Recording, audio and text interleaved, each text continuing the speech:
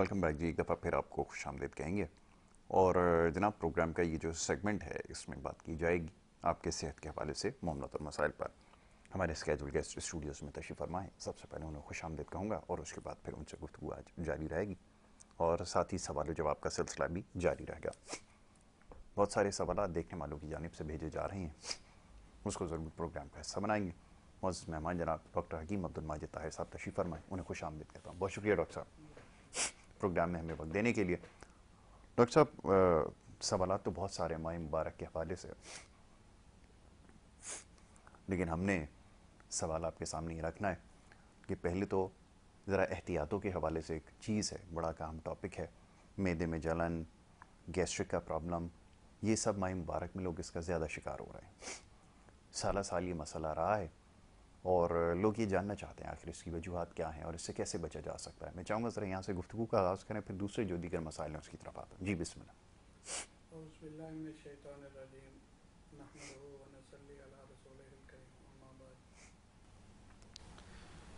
यासिर भाई, रमज़ान मुबारक के जो है वो फ़वाइद के हिसाब से और इसके हवाले से हम पहले भी अक्सर व बेशतर फास्टिंग के एंड पर, डाइजेस्टिव एंड पर बात करते रहते हैं। और रमज़ान की ड्यूरिंग रमज़ान भी हमें जो इश्यूज़ हैं वो भी सारे यही हैं। बिल्कुल। उसकी वजह यह है कि जब भी हम फास्टिंग करते हैं, अब बहुत से लोगों ने जो है यूट्यूब पर और इधर उधर एक अपनी अपनी जो है ना मन गढ़ंत किस्म की जो है वो फास्टिंग की थ्योरियां लगाई हुई हैं। लोग उस पर चलते हैं, ठीक है जी। हालांकि जो एक फितरी तरीका है वो आका करीम सल्लल्लाहु अलैहि वसल्लम ने क़यामत तक का एक हमें दे दिया कि ये तरीका है, इससे आगे पीछे आपको जाने की ज़रूरत नहीं है। हमारे जो असलाफ, हमारे उसातिज़ा, हमारे जो बड़े जिनको हम देखते आए, उन्होंने बिलअमूम जो है आम तौर पर अपना एक रोज़े का शेड्यूल रखा, तो वो कभी भी ऐसी बीमारियों में, ऐसी जो है ना इश्यूज़ में मुब्तला नहीं हुए। तो उनके जो अक़वाल हैं या उनके जो हमें नसीहतें हैं वो यही रही कि हमेशा जो है ना खाने पीने में एतदाल के लिए रोज़ा रखा जाता है, बिल्कुल ठीक है। तहम्मुल के लिए रोज़ा रखा जाता है। रोज़ा जो है वो हमें जो है भूखों का एहसास दिलाने के लिए हमारे जो है ना उसमें मजहबी एंड पर हमारा हिस्सा है। इस बात का हमारे अंदर हमारी हिस्सियात को बेदार करने के लिए है कि वो हिस्से हमारी बेदार हो जाएं कि जिन हिस्सों के अंदर हमारे पता ही नहीं है कि कोई भूखा हो तो उसकी कैफियत क्या होती है, जब कोई भूखा रहता है तो वो किस तरह का होता है। क्योंकि बहुत सारे लोगों का लाइफ स्टाइल, लाइफ स्टैंडर्ड इस तरह का होता है कि उनको भूख होती ही नहीं कभी भी। वो अपना एक टाइम पर, जैसे कि हम आम तौर पर कहते हैं कि मैकेनिकल सिस्टम है, इसको टाइम से आप मेंटेन करते रहें तो कभी आपको कोई बीमारी नहीं आएगी। अब जब आप उसको 11 महीने तक इतना अच्छा रखेंगे, साफ़ सुथरा रखेंगे, मेंटेन रखेंगे, जब उसके बाद आप इस तरह का एक अमल करेंगे तो उससे क्या होगा, बॉडी की एनर्जियां जो हैं वो और अच्छी बेहतर तरीके से मेंटेन हो जाएंगी। और सबसे बड़ा जो आपका साइकोलॉजिकली जो आपका फ़र्क पड़ेगा वो ये पड़ेगा कि आपको भूखों का एहसास होगा। दूसरा सबक जो है, जो दूसरी चीज़ है वो ये है कि आपने इसके साथ साथ अपना जो भी शेड्यूल का खाना पीना था वो दूसरों के लिए सर्व करें। लेकिन बदबख्ती से हम जिस मुआशरे, जिस सर्कल के अंदर रह रहे हैं ना, हमारा हर अमल जो है ना उसके पीछे एक एहसास कमतरी है, एक कॉम्प्लेक्स है। वो हमारा एजुकेशनल सिस्टम हो या कोई भी हमारा मामला हो, हम उस मामले के अंदर बैक उस पे जाएंगे तो एक कॉम्प्लेक्स के अंदर हम वो काम कर रहे होते हैं। वो बहुत सारी ऐसी चीज़ें हैं। अब मैं उनमें ज़्यादा इसलिए नहीं जाता कि वो मेडिकल से वो नहीं है। मैंने पिछली दफ़ा भी आपसे माजरत की थी कि मेरी कोशिश होगी कि मैं मेडिकल एंड की बातों को जो है ना रिपीट करूं। अदरवाइज़ हमारा कोई दूसरा चूँकि मकसद नहीं है तो हम उस लिए उस पर बात फिर कभी करेंगे।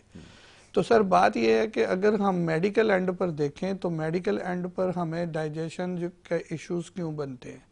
हमें उस वक़्त बनते हैं कि हमारी हर ग़िज़ा को डाइजेस्ट होने के लिए अलग अलग एनर्जियों की ज़रूरत होती है, और हर ग़िज़ा को हमारे मुंह में चबाने से लेकर मैदे के अंदर जाने से लेकर आंतों तक जाने में किसी को 20 मिनट मिनिमम और किसी को 4 घंटे चाहिए होते हैं। अब बात यह है कि हम अगर 20 मिनट या 4 घंटे का किसी चीज़ को वो टाइम देते ही नहीं हैं और हम एकदम यके बाद दीगरे एक से दूसरी, दूसरे से तीसरी चीज़ें ठूसते चले जाएंगे, तो फिर ये कॉम्प्लेक्स ही रहेगा और हमें हमारा डाइजेस्टिव सिस्टम डिस्टर्ब ही रहेगा। फिर उन चीज़ों के अंदर बहुत सारी, जैसे अभी हमारे यहाँ जो फेलियर्स हैं, मैंने अभी जो गुज़श्ता ये 12 रोज़ों में 13 रोज़ों में जो मैंने देखा कि अक्सर व बेशतर बड़े जो हैं वो ऐसे दोस्तों ने डिस्कस किया कि भाई हमारे जो है फ्रूट चाट भी होती है, साथ में शरबत भी होता है, और साथ में जो है वो पकोड़े समोसे के बगैर अफ्तारी कैसे होगी, फिर जो है वो उसके साथ चना चाट वगैरह तो कंपलसरी है, ये तो हम लाजमी बनाते हैं क्योंकि एनर्जियाँ जो है ना वो ऐसे हो गई होती हैं, ये कॉम्प्लेक्स हैं सारे। उसके बाद फिर रोटी एक अलग जो है ना वो सेशन है हमारा। उसमें कुछ लोग माशाल्लाह से फिर ये कर लेते हैं कि ये सब चीज़ें खाने के बाद थोड़ी सी स्पेस दे देते हैं नमाज की, उसके बाद फिर खाना खाना है जी। बड़ी फिक्र से खाना खाना है कि भाई भले भूख है या नहीं है, तलब है या नहीं है, बॉडी के अंदर उसकी जो है वो गुंजाइश है बहुत अच्छी बात या नहीं है। हमने वो रोटी को तो ऐसे खाना है कि अगर नहीं खाई तो शायद कल हम जिंदा भी नहीं रहे ना, ये हमारी जो है आखिरी खाना समझ के हमने लाजमी खाना है। अब उस चीज़ से क्या होगा कि बहुत सारी जो एनर्जियां हैं वो सिर्फ गैसेस ही बनाएंगी, बिल्कुल वो हमारी बॉडी के अंदर सारे जो है ना वो उसको अगर हम उस एंड पर देखें, अभी जो माइक्रो एंड पर वो दिखा रहे होते हैं कैमरों के साथ, तो आप देखेंगे आंतों के अंदर वो सिर्फ जो है ना बबल्स ही बन रहे हैं, क्योंकि आपने ग़िज़ा दी इस तरह की, अब उन्हें बबल्स बनना है, फिर आपने उनको खाया इस तरह से, वो जैसे ही आपने गले से नीचे उतारे हैं इतनी स्पीड से पानी पिया है, इतने कॉम्प्लेक्स से आपने सब कुछ खाया है कि वो कोई एनर्जी तो आपकी बॉडी को मिलेगी नहीं, बल्कि जो एनर्जियां सारे दिन में मेंटेन की थी उनका ज़िया हो जाएगा, वो ज़ाया हो जाएंगी, उनका नुकसान हो जाएगा, और हम एंड पर जो है वहीं के वहीं खड़े हुए होंगे। अभी इस वक्त जो हमारे साथ हो रहा है वो यही हो रहा है। फिर इतना ठूस ठूस के खा रहे हैं, इतना ठूस ठूस के खा रहे हैं कि वो जो है हमें बिल्कुल सांस भी लेने की गुंजाइश नहीं होती। जब इस कंडीशन में हम खाएंगे तो मुझे ये बताएं कि क्या हमें फ़ायदा होगा? हमें कोई फ़ायदा नहीं होगा, हमें नुकसान ही नुकसान होगा। अब इस चीज़ को जो अगर हम रमज़ान शरीफ में अमल कर लें, इसको समझ लें कि हम जो मसनून तरीक़ाकार हैं, अगर हम सुन्नत की एंड पर कर रहे हैं, मुसलमान होने के नाते से कर रहे हैं, तो सर कहीं भी हमारी हिस्ट्री में रोज़े इस तरह से किसी ने भी नहीं रखे, ठीक है जी। बिल्कुल। अब ठीक है हमारे पास अजनास बहुत सारी हैं, हमारे पास अल्लाह पाक की नेमतों की फरावानी है, सारा कुछ है, लेकिन इंसान का जो जिस्म है उसको तो वो वैसे का वैसे ही मैकेनिकल सिस्टम है, और वो एक चीज़ को मेंटेन करेगा, फिर दूसरी को मेंटेन करेगा, फिर तीसरी को मेंटेन करेगा। अगर हम सब चीज़ें दे देंगे कि उधर से हम चावल भी खा रहे हैं, उधर से हम रंग बिरंगे शरबत भी पी रहे हैं, फिर हम नेक्स्ट डे कह रहे हैं कि भाई हमारा गला ठीक नहीं हो रहा, तो सर गले का क्या जो है ना कसूर है? फिर गर्म चीज़ें खा रहे हैं, साथ में ठंडी चीज़ें खा रहे हैं, तो हमारे ग्लैंड्स कब तक सरवाइव करेंगे? वो कितना मेंटेन करेंगे? बिल्कुल सही कि एकदम हम एक गर्म चीज़ खा रहे हैं, ठंडा यख पी रहे हैं, तो इससे हमारे ग्लैंड्स ख़राब नहीं होंगे, तो फिर हम क्या किस चीज़ का इंतज़ार, किसके मुंतज़िर हैं? क्या होना चाहिए? यानी आप देखें कि खाना हमारा हमेशा गर्म ही खाने की तलब होती है, और साथ में यख पानी पीने की तलब होती है। रमज़ानों के अलावा भी हमारा यही शेड्यूल रहता है कि यख पानी हो। बहुत सारे ऐसे लोग हैं कि इसके बगैर तो हम खाना ही नहीं खाते, फिर शुगर भी है, हम इसका कोई इलाज भी बता दें जी, ठीक है जी। फिर हमें एसिडिटी भी रहती है, इसका भी कोई इलाज बता दें। कॉन्स्टिपेशन भी रहती है, इसका भी कोई इलाज बता दें। गैस्ट्रिक कैसे खत्म होगी, इसका भी इलाज बता दें। लेकिन खाने का हमारा यही स्टैंडर्ड है, ये हम चेंज नहीं कर सकते हकीम साहब। अब वहां पर हकीम साहब क्या करेंगे? हकीम साहब या तो फ्रॉड करेंगे या एक्सक्यूज करेंगे। बिल्कुल सही। और इस वक्त हमारे जो अक्सर आप सवाल करते हैं कि हमारी जो है ये फील्ड इस वक्त इस तरह क्यों हो गई है, मेडिकल के अंदर इस तरह के मामला क्यों हो गए हैं, वो इस तरह के मरीजों की वजह से हो गए हैं। जब आने ही ऐसे पेशेंट हैं तो आप तो किसी को भी दवाई नहीं देंगे। फिर आपने किसी ना किसी से अपना फंड जनरेट करना है, किसी ना किसी को बेवकूफ़ बनाना है, पागल बनाना है, ठीक है जी, कुछ ना कुछ करना है आपने, ठीक है। आपको पता है कि अगला गलत जा रहा है, बिल्कुल, आपने फिर भी उसको कह दिया बस जी ये खा लें आपको कुछ भी नहीं होगा, आप वैसे ही यख पानी पिएं, आप वैसे ही गरम गरम ग़िज़ाएं खाएं और आपको कुछ नहीं होगा। अब इस एंड पर हमारे यहाँ जो एक स्टैंडर्ड है ना इलाज मुआवजे का, हम इस तरह का स्टैंडर्ड चाहते हैं। इस वजह से हम ठीक नहीं होते, हमारी सेहत जो है कभी भी मेंटेन नहीं होती, वो भले रमज़ान शरीफ हो या रमज़ान के अलावा हो।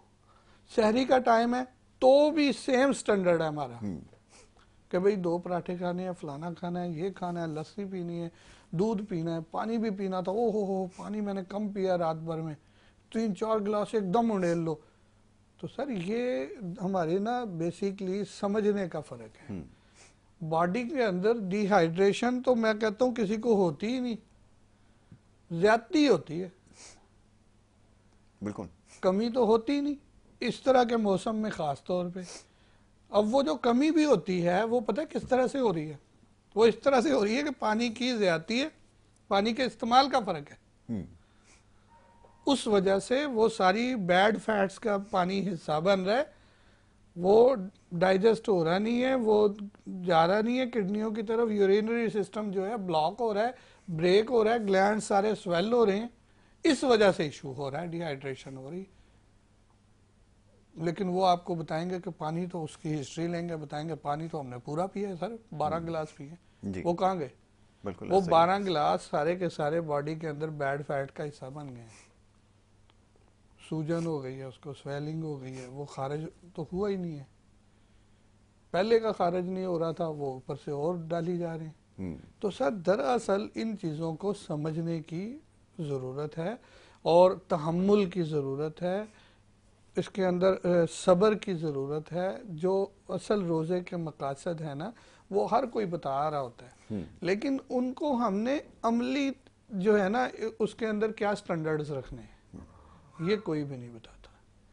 रोटी खाने से ये सिर्फ हमारे इस खित्ते के अंदर रोटी का एक स्टैंडर्ड है, बाकी पूरी दुनिया में कहीं भी ये स्टैंडर्ड्स नहीं है खाने पीने के। वो ग़िज़ा लेते हैं, ग़िज़ा के उनके साथ अलग स्टैंडर्ड है, उनको पता है बॉडी के अंदर कितनी एनर्जी होनी चाहिए, कितने जो है वो बॉडी को जो है किस एंड पर हमने कंज्यूम की है, किस एंड पर कंज्यूम करनी है, क्या हमें रिक्वायर्ड है, वो पूरी कर लेते हैं, बेहतरीन सेहतमंद लोग हैं। हम लोगों ने एक बनाया हुआ है माइंड सेट के हो रोटी नहीं खाई तो हम ठीक कैसे होंगे, रोटी नहीं खाई तो हमारा ये तो बस नुकसान हो गया, हमने तो 2 दिन से रोटी नहीं खाई, तो वो भले चावल खाए जा रहे हैं नहीं बताएंगे आप, ठीक है जी, वो जो बाजरे की दलिया खाए जा रहे हैं नहीं बताएंगे, रोटी को मुसल्लत किया हुआ है।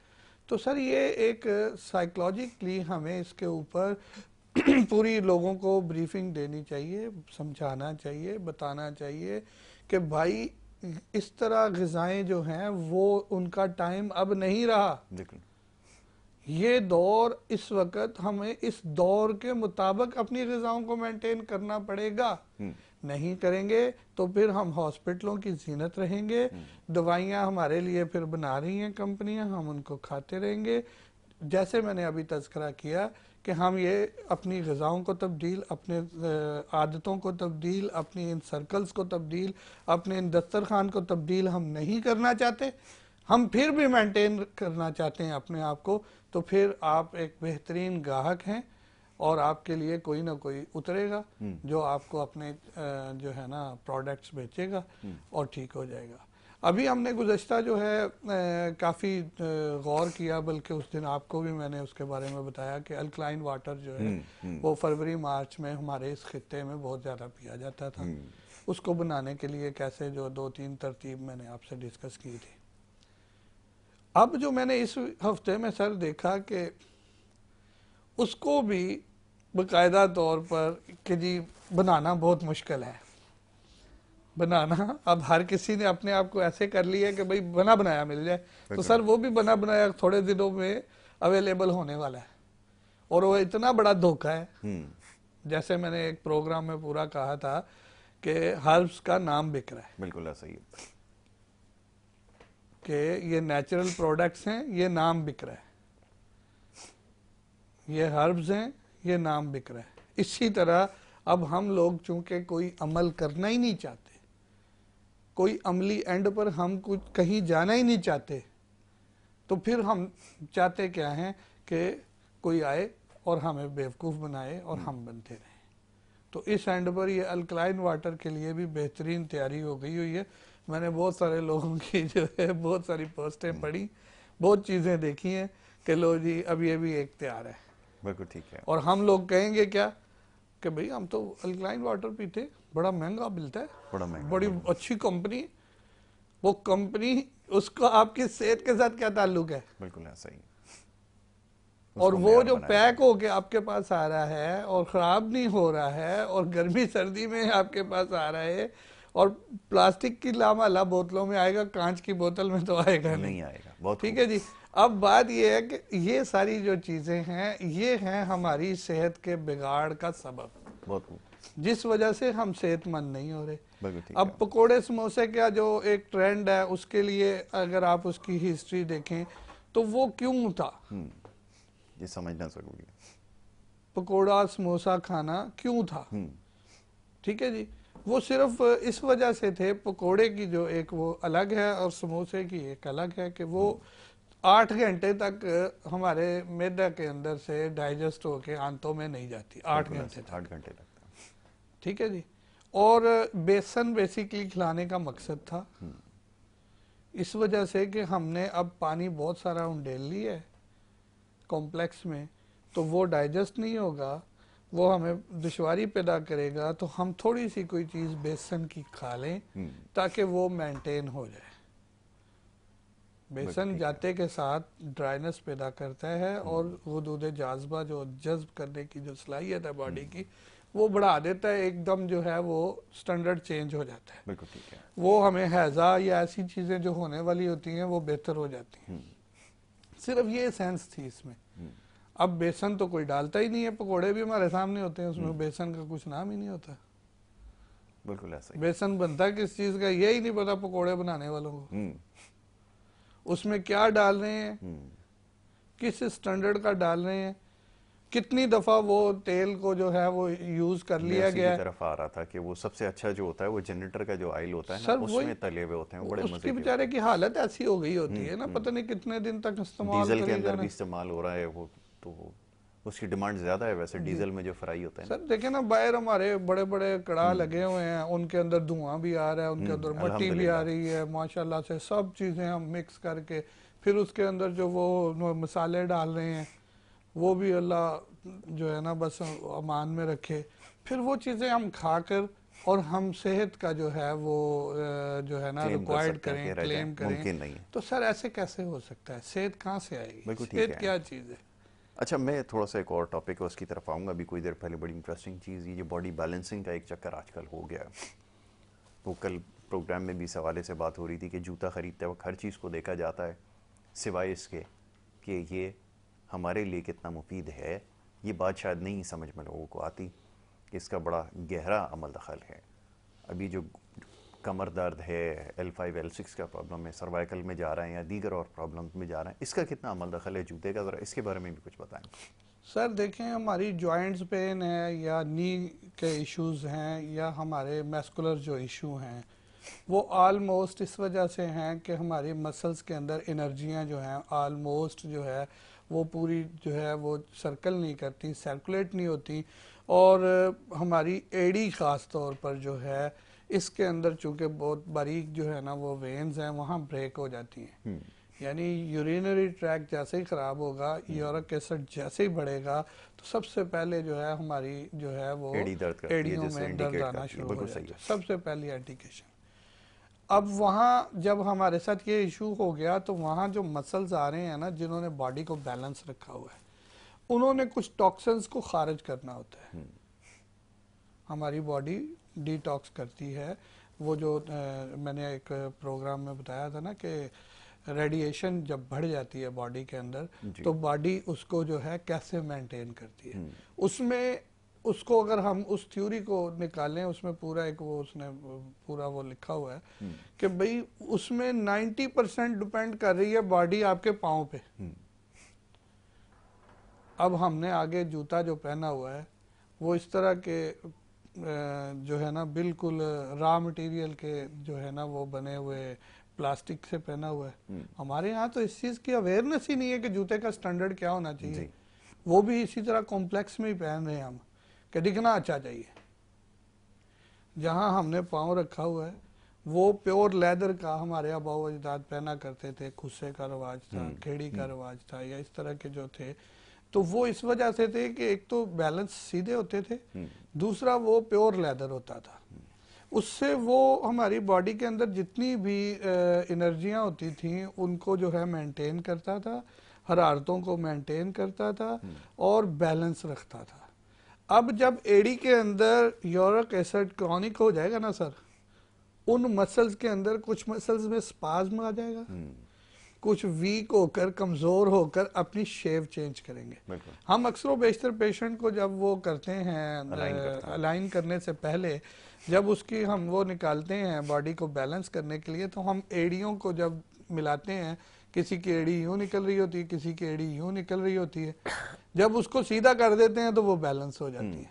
फिर हम उनको ये बात समझाते हैं कि अपना जूता सही करें और उसको एक स्टैंडर्ड का बनवाएं, और उसके साथ साथ पैदल पाँव नंगे जो है इसको जो है वॉक करने की इस तरह की आदत बनाएं, ताकि ये मसल्स दोबारा डिस्टर्ब नहीं हो।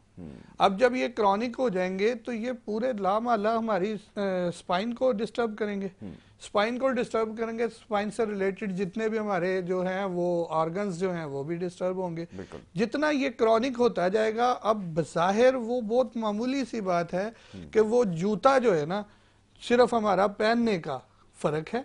आप देखेंगे अक्सर बेशतर लोगों के जूते आप देखेंगे ना, जिनके मैस्कुलर इशू होंगे या मैस्कुलर इशू ना भी हो, उनके जूते किसी का यूं टेढ़ा है, किसी का यूं टेढ़ा है, किसी का आगे जो है ना पंजों की तरफ से ज्यादा बैठा हुआ है। आप उसको लिटाएं, आप उसके जब पूरी बॉडी को देखेंगे तो वो अलाइन ही नहीं है, वो सीधा ही नहीं है, उसका कोई ना कोई सर्वाइकल इशू होगा। यानी अगर मैं उसकी उस पर बैठूंगा तो आपको बताऊं कि पंजे पे अगर आ रहा है प्रेशर तो वो सर्वाइकल इशू है। एड़ी किस तरफ कैसे है तो वो कौन से जो है ना उसके मोरों में कितना फर्क होगा। हमारे पास जितने भी पेशेंट आ रहे होते हैं हम उनकी एड़ी से देखकर बता देते हैं कि ये इसका इस वक्त कंडीशन है। उसके वहाँ से अभी हम उस दिन एक जगह बैठे हुए थे तो मैंने वहाँ तज़किरा किया कि हमारे कारी साहब अल्लाह उनके दर्जात बुलंद फरमाए, मैंने अपनी लाइफ में जितना भी पढ़ा सर, मैंने उनको फजर के टाइम कभी लेट भी आते थे ना, तो दोस्त आप कहते थे कि कारी साहब आज लेट आए, तो मैं उनको कहता था कि लेट आए ना तो उन्होंने कोई लंबी सूरत शुरू कर दी हुई थी। उनके पाँव की एड़ियां देखो लाल सुर्ख हो रही हैं, फटने वाली। खेल के तो नहीं आ रहे, वो क्याम करके आ रहे हैं। पिछले प्रोग्राम में भी मैंने कहा था कि क्याम जो है रोजे का दूसरा जो है ना मग़ज़ है। जैसे रोजे में बाकी चीजों के हमारे लिए सबक हैं, इस तरह क्याम एक हिस्सा है। अगर हम क्याम ही नहीं करते तो फिर हम रोजा रख रहे हैं ना, वो बस एक आदत पूरी कर रहे हैं। वो अपने यानी जो फाका कशी का एक वो है ना, जो एक एक्सरसाइज है वो कर रहे हैं। अगर हम वो पूरा उसका एहतमाम करें तो उसमें क्याम बहुत लाजमी हिस्सा है। वो हमारे आप बिलीव करें कार साहब, ऐसे उनके ना रेड हुए होते थी एड़ियाँ, और पता चलता था कि ये मेहनत करके आ रहे हैं, जिस मेहनत का अल्लाह ने तलब किया है कि आप वो फिर रातों को मेरे लिए मेहनत करते हैं, वो रातों को खड़े होते हैं, वो रातों को जो है फिक्रमंद होते हैं तो खड़े होते हैं। तो सर बात यह है कि हम अगर फ़र्ज़ करो किसी भी अपनी इबादत को या किसी भी इन चीज़ों को अपनी सेहत के साथ मुंसलिक कर कर और उसको अगर मेंटेन करें तो हमारी सेहत के ऐसे इशू बने ही नहीं। और इसी तरह जब हम अपने जूता या अपने कपड़े या इन चीज़ों को कॉम्प्लेक्स के बगैर इस्तेमाल करें, कॉम्प्लेक्स में ना रहें। मैं जैसे अक्सर बेशतर पेशेंट को कहता हूं कि आप जहां पाँव रख रहे हैं ना, ये हिस्सा आपकी जो है ना अच्छी लेदर का होना चाहिए। ऊपर से भले शापर बांध लें, ऊपर से भले आपने कुछ भी नहीं है, लेकिन ये आपने नीचे एक जो है ना, ये इसको मेंटेन ऐसे करना है कि ये प्योर लेदर होना चाहिए, ताकि वो आपकी जितनी भी बॉडी की एनर्जियां हैं, जितनी भी बॉडी के अंदर जो है वो हरारतें हैं, उनको मेंटेन कर सके। वो सिर्फ सलाहियत इसमें या फिर घास के ऊपर आप अपनी चलने की एक रूटीन रखें, और उससे आपकी बॉडी के जो ये मसल्स हैं जो क्रॉनिक यूरिक एसिड बढ़ने की वजह से, अब यूरिक एसिड हर दूसरे बंदे का डिस्टर्ब हो जाता है, हर दूसरा बंदा यूरिनरी एंड पर डिस्टर्ब है। उसकी वजह यह है कि हम एकदम जो है ना पानी उंडेलेंगे और पानी को इस तरह से पिएंगे कि बस इसके बाद आखिरी ये पानी है हमारा ना। तो इस तरह हम उसके बाद खाना भी खा रहे होंगे, साथ में पानी वाले जो अल्लाह पाक ने फल पैदा किए हैं वो भी खा रहे होंगे। और इन चीज़ों की जब तक हम अवेयरनेस नहीं लेंगे, जब तक हम नहीं समझेंगे, जब तक हम कोई भी इलाज मुआवजा जो चाह रहे हैं ना, वो धोखा अपने लिए चाह रहे हैं, और धोखा देने के लिए फिर कोई ना कोई आ जाएगा हमें। बिल्कुल ठीक है। तो जनाब इन चीज़ों का ख्याल रखना ज़रूरी है। ये वो सवालात हैं जो तवातुर के साथ मौसूल होते हैं, और हमने कोशिश की कि आज उसके ऊपर बात करें। तो इस सवालों जवाब का सिलसिला जो है वो जारी रहेगा इंशाल्लाह। आगे भी यहाँ पर वक्त हमारा क्योंकि ख़त्म हो जाता है, इजाज़त आपसे लेनी होगी। मोहम्मद यासिर और हमारी टीम को इजाज़त दें। अल्लाह के बाद।